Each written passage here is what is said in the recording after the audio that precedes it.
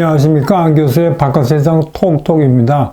며칠 전에 백악관 오발 오피스에서 있을 예정이었던 히토리오 협정 서명식이 완전히 난장판으로 끝났습니다.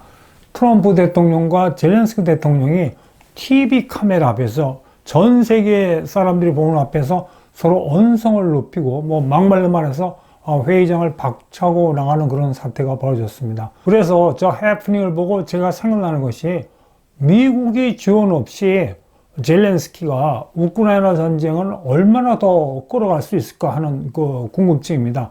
우선 이 미국에서 물먹고 온 젤렌스키를 유럽 국가들은 아주 따뜻하게 맞아줬습니다.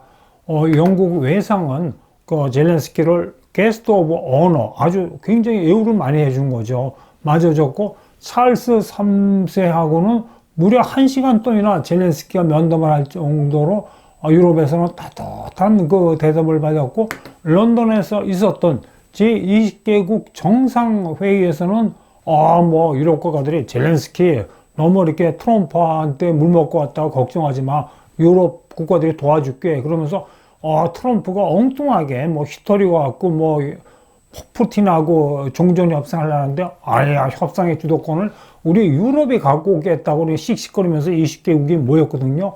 그간이 이제 그 우크라이나에 대한 지원 규모를 보면 미국이 단연 많고, 그 다음에 단일 국가로서는 이제 독일, 영국 이런 순으로 되어 있습니다.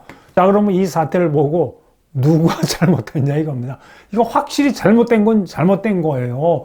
그 화기애애하게 히토리오 공동개발 서명식을 하러 갔다가 엉뚱하게 안보 이런 푸틴 비난 이런 걸로 둘이 등 돌리고 나오지 않습니까? 근데 재미있는 건 이 해프닝에 대해서 미국 언론 자체가 갈라지고 있어요. CNN 같이 트럼프를 되게 싫어하는 진보 언론은 진짜 트럼프 대통령 너무 했다. 어떻게 자유민주주의 국가의 지도자를 저렇게 해서 내보낼 수 있느냐 그러면서 비난하는 방면, 미국의 보수 언론, 그리고 특히 마이클 월치 백악관 안보보좌관은 언론에 대고 이렇게 얘기했습니다. 저 젤렌스키 대통령, 저 사람 우크라이나 전쟁을 끝낼 개인적인 정치적 의지가 있는 건지 의심스럽다. 자기가 아무리 푸틴이 싫더라도 일단 종전을 하려면 협상을 해야 될 게 아니냐. 미국하고 협상하고 러시아하고 협상을 해야 되는데 전혀 이 협상할 의사가 없다고 이제 강력하게 비난했습니다. 협정 서명식 전에 있던 TV 기자회견에서 이 젤렌스키가 우크라이나 안전보장을 좀 세큐리티 개런티를 해달라. 히토리 공동개발 갖고는 안 된다. 그 다음에 더 많은 좀 군사 지원을 해달라, 미국이. 그 다음에 이제 푸틴하고 이 트럼프는 사이가 요새 좋거든요. 근데 젤렌스키가 푸틴은 테러리스트다 그러면서 강력하게 원색적으로 비난하니까 트럼프 대통령이 약간 특히 TV 앞에서 그러니까 약간 업세됐죠. 이렇게 미국 대통령하고 우크라이나 대통령이 만나면 양국 외교의 실무자들끼리 빌트인 아젠다라는 건 맹깁니다. 이번에 워싱턴에서 만나는 거는 히토리 협정에 서명하기 위한 거다. 이 서명량이 뭐라 그래서 이제 양국 정상이 이렇게 이야기하면 됩니다. 이렇게 하는 거거든요. 그리고 원래 정상회의의 일반적인 관례는 빌트인 아젠다만 이야기해야 돼요. 근데 이제 외교 전문가들은 제가 보기에도 그래요. 이 젤렌스키가 뚱딴지 같이 히토리오 협정을 위한 공동 기자회견, 그런데 갑자기 안전보장, 더 군사 지원 해달라 그러면서 이렇게 미국의 언론 앞에서 미국의 대통령을 프레싱, 압박한다, 더 지원해달라 그런 인상을 받았다고 이야기하는데, 제가 보기에는 결론부터 얘기하면 젤렌스키가 좀 성숙된 정상회의를 못했습니다. 그럼 우리가 이제 궁금해하는 거는 젤렌스키가 저렇게 애절하게 간절하게 미국 보고 우크라이나 안전보장을 해달라 그러는데, 우리나라도 1953년에 휴전협정을 할 때 미국이 한미 상호 방위조약 해주지 않았습니까? 그때 우리나라의 국제적인 위치는 지금 우크라이나보다 더 못했는데 미국이 우리나라 과거 약속 같은 나라한테도 해줬는데 왜 우크라이나 안 해주냐고 이제 우리가 좀 궁금증을 가질 필요가 있잖아요. 우크라이나하고 안전보장을 안 해주는 거는 트럼프 대통령이나 반스 부통령이 뚱딴지 같아 그러는 게 아니고 미국 공화당의 주류, 그 다음에 워싱턴의 보수적인 싱크탱크가 모두가 생각하는 겁니다. 역사적으로 그레이트 파워 게임을 이야기해야 됩니다. 19세기 말에 우선 보불 전쟁이 있었잖아요. 프러시아하고 프랑스하고 붙었잖아요. 그 강력한 프랑스가 신생 제국 강국 프러시아한테 졌어요. 그것도 나폴레옹 3세가 포로로 잡혔어요. 포로로. 그 정도로 치욕을 겪는 게 뭐냐면 그 사이에 몇백 년 동안 세계를 지배하는 앵글로 삭슨 엠파이어, 영국하고 미국이죠. 그래서 신생 저먼 엠파이어가 도전하는 거죠. 보불 전쟁에 이기고 나서 독일이 통일하면서 강력하게 뜨면서 1차 대전, 2차 대전이 있지 않습니까? 이게 또 그레이트 파워 게임이거든요. 앵글로 삭슨 세력하고 저먼 엠파이어가 붙은 거예요. 근데 이제 2차 대전이 끝나고 나서 냉전이 되지 않습니까? 이때는 게르만하고 앵글로 삭슨이 붙은 게 아니고 소비에트라는 공산주의 국가하고 미국이라는 자본주의 국가 붙은 겁니다. 근데 요새는 신냉전이거든요. 이제 미국이 더 이상 러시아하고 싸우려고 그러잖아요. 안 와요. 그리고 참고적으로 러시아는 지금 공산주의 국가가 아닙니다. 푸틴스 커뮤니스트 파티가 지배하는 붉은 중국은 아니죠. 공산주의 국가고 그 다음에 미국에 도전하는 거죠.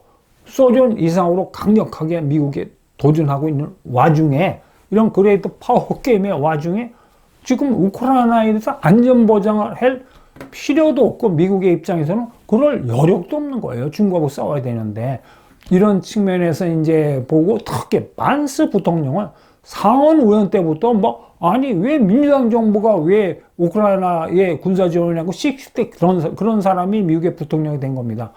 자, 그러면 우리가 이제 제가 말씀드린 거 하나 단적으로 여러분이 이해하기 쉽게 말씀드리면 대만하고 미국과 관계입니다. 냉전 시대 한참 1980년대 소련하고 미국과 붙을 때는 대만은 이렇게 보면 미국의 입장에서 보면 전략적 가치가 없었어요. 왜냐면 그 당시에 중국하고 미국하고는 가까웠거든요. 그러니까 대만이 이렇게 보면 중국에 붙어있는 조그만 섬이니까 야 이거 중국 너 과자라 하면서 원 차이나 폴리시를 미국이 인정해 줬잖아요. 중국이 미국에 막 도전하고 막 이럴 때 미국은 절대적으로 대만을 지금 지지하고 있잖아요. 그게 왜 그러냐면 대만의 전략적 가치가 바뀐 거예요. 이제 대만이 중국 옆에 붙어있는 전략적으로 쓸모없는 섬이 아니고 이게 불침 항공모함입니다. 중국 해군이 나올 때 대만이 딱 막아주는 거예요. 여러분 동아시아 지도를 보면 일본 열도 있고 대만 있고 남중국해로 연결되잖아. 대만의 군사적 전략적 가치가 크니까 미국이 또 태도가 싹 변해갖고 대만을 적극 지지해주고 있습니다. 미국의 지원 없이 우크라이나가 얼마나 버틸까 하는 그 질문인데 월스트리트 저널에 하면 미국이 그 사이에 한 700억 불 지원해줬고 유럽이 500억 불 지원하니까 미국이 더 많이 지원해준 걸로 나옵니다. 영국은 1년에 한 38억 불 지원해주고 막 그랬는데 요번에 이제 그 젤렌스키가 미국에서 물 먹고 들어오니까 20개국 정상들이 모인 데에서는 야야 젤렌스키 우리가 이제 파격적으로 우크라이나에 대한 지원을 많이 해줄게. 너무 걱정하지 마. 미국이 안 해줘도 우리가 그걸 메꿔주겠다. 그러면서 몇몇 나라들은 그 정상회의에서 GDP 대비 국방비 비중을 높이겠다 그랬습니다. 그럼 특히 영국이나 프랑스 같은 나라는 수십억 불 추가 지원해주고 그다음에 스웨덴, 덴마크, 폴란드, 이 스페인 같은 나라도 우리가 국력은 약하지만 성심성 있게 지원해주겠다 그러니까 미국이 막말 지원을 끊더라도 이제 유럽 국가들이 지원해주겠다는 의사가 있고 그리고 여러분과 우크라이나 하면 히토리만 있는데 그게 아닙니다. 우크라이나가 방위 산업이 굉장히 솔리드해요. 구소련 시대 돈바스 저쪽 지역은 소련의 어떤 군수 공장이었습니다. 우크라이나가. 그래서 지금 그 우크라이나가 작년에 드론만 150만 개를 생산했어요. 진짜 막말로 말해서 전쟁 끝나면 우리나라 국군이 우크라이나 이 군사 전문가 불러다가 드론전을 우리가 배워야 할 정도입니다.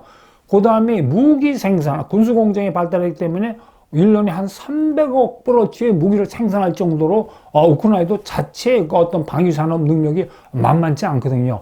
그리고 이제 독일이 변했어요. 독일이 그 사이에 진보, 좌파, 그래갖고 복지, 탈원전, 신생, 그린, 에너지 이렇게 후들대다가 요번에 보수의 메르츠 총리가 되고 나서 특별 방위산업기금을 맹기겠다. 왜냐하면 독일은 헌법에다 재정균형을 박아놨기 때문에 일반 정보 회계로는 이제 방산을 못 키우니까 특별 방위산업기금을 맹기는데 그것도 수십억 달러가 아니라 수천억 달러를 해갖고 군사적으로 획기적으로 키우겠다고 이제 메르츠 총리가 이야기했는데 이제 이것도 두고 봐야죠. 트럼프 대통령은 젤렌스키만 있을 때 미국이 3,500분이나 도와줬다고 큰소리 뻥 쳤는데 참고로 트럼프 대통령이 뻥치는 정치가니까 그건 여러분이 이해해 주셔야 됩니다. 근데 이제 외신이 정확히 분석에 한 바에 미 의회가 5차례에 걸쳐서 우크라이나 전쟁에 1,750억 불을 지원하고 승인해 줬나 봅니다. 근데 이제 키일 연구소니 외국의 전문 싱크탱크가 분석해 보니까 실제로 우크라이나 간 거는 1,200억 불밖에 안 된대요.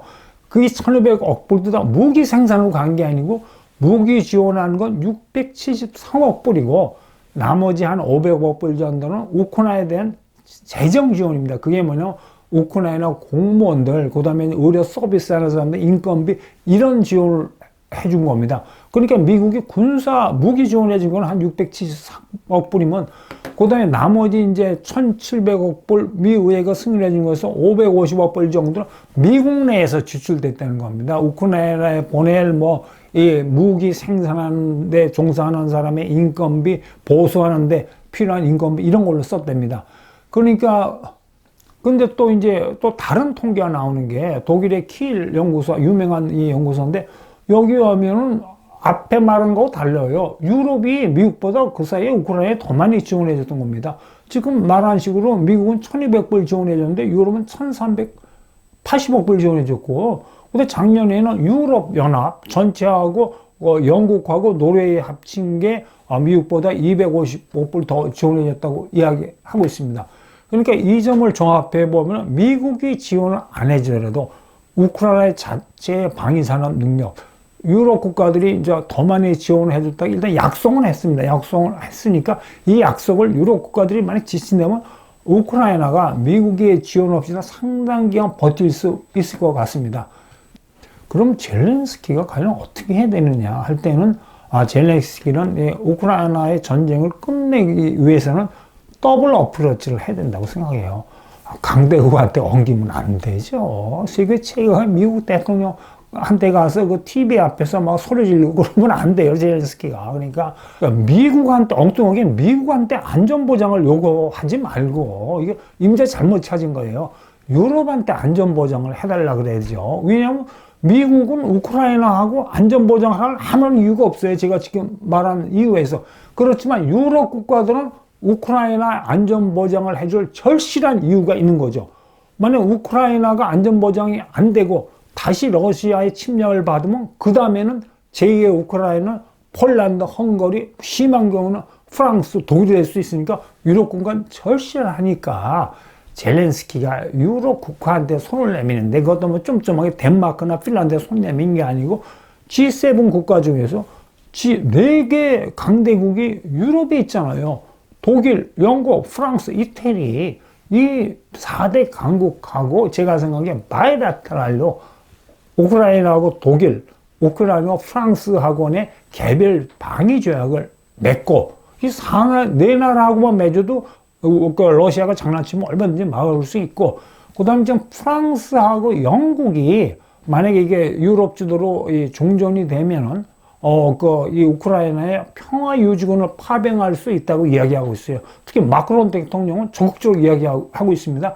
근데 이 평화유지군 파병에 대해서는 독일은 약간 거부하고 있습니다. 하여튼 프랑스하고 영국이 평화유지군 파견하고 몇만 명씩, 이태리도 파견할 수 있고, 이렇게 되면 몇만 명이 나토 군대가 우크라이나 주둔하고 그러면 안전하죠. 그러면 도널드 트럼프 대통령하고는 어떻게 하느냐? 수 없죠. 약한 나라가 초강되고 주도하는데 고개 숙이고 들어가야죠. 그리고 사실 우크라이나 많은 히스토리가 있지만 이걸 대규모로 개발할 자금력을 가진 나라는 전 세계에서 미국밖에 없어요. 유럽도 약해요. 그냥 미국에 돈이 들어오게 해서 개발해갖고 적당히 나눠 가지면서 미국 트럼프 대통령이나 반스 대통령이 주장하는 게, 야, 우리 미국 이렇게 투자하면 너희들이 암시적인 간접적인 안전 보장을 해준다고 이야기하는데, 그 말도 뭐 전혀 틀린 말이 아니라 일리가 있습니다. 요새 중국이 뭐 AI로 확 뜨잖아요. 그러니까 뭐 딥시크를 개발한 량홍펑 같은 이 인공지능의 수제들, 뭐 인공지능을 개발하는 과학자들은 미국 출장 가는 거 자제해라. 잘못하면 너희들 안전보장에 문제가 있다고 이야기를 했습니다. 스토리는 이렇습니다. 량홍펑이 원래 2월 달에 했던 파리 AI 서밋에 가기로 했는데 량홍펑이 못 가겠다고 그랬어요. 그 사연을 알고 보니까 중국 정부가 가지 말라고 그럽니다. 야, 너같이 뛰어난 천재가, 넌 지금 세계 최고의 천재인데 너 같은 애가 잘못 파리 가서 이렇게 외국인들하고 이야기하면, 우리 중국이 뭐 국보급 인공지능 국가기밀이 누설될 수 있다 그러고, 잘못하면 너 구금당할 수 있어. 하워이 부회장이 캐나다 잘못 갔다, 미국 정부가 압력 넣어갖고 캐나다 정부에 구금당해갖고 뭐 캐나다하고 중국이 협상하는 어떤 이 빌미가 되지 않았냐고 얘기하니까, 지금 중국에 잘 나가는 AI 개발자, 뭐 과학자, CEO 이런 사람들은 해외 출장 가기 힘들게 생겼어요. 그러면서 이제 베이징 정부가 요구하는 거는 뭐 전면 금지는 아니고, 너희가 출장 가기 전에 사전에 보고서 내라. 누구 만날 건지, 만나서 무슨 얘기 할 건지. 여러분 피곤하죠.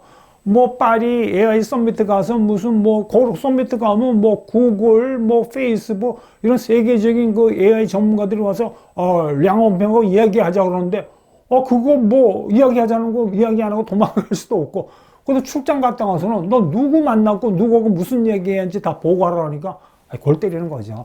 그러니까 중국의 차이나의 AI 그 전문가들이 앞으로 해외 출장 가기 힘든 것 같아요. 근데 제가 생각하기에 지금 뭐 차이나가 AI 뜨는 거는 좋은데, 이 차이나의 AI가 더 뜨고 세계 정상에 오르려면 자꾸 이 차이나의 AI 전문가들이 해외를 돌아다니면서 식견을 넓혀야 되는지, 베이징이 왜 저러는지 모르겠습니다. 오늘 여기까지 하겠습니다. 여러분 경청해 주셔서 감사합니다. 여러분 오늘 하루 원더풀 하십시오. 대한민국도 원더풀입니다.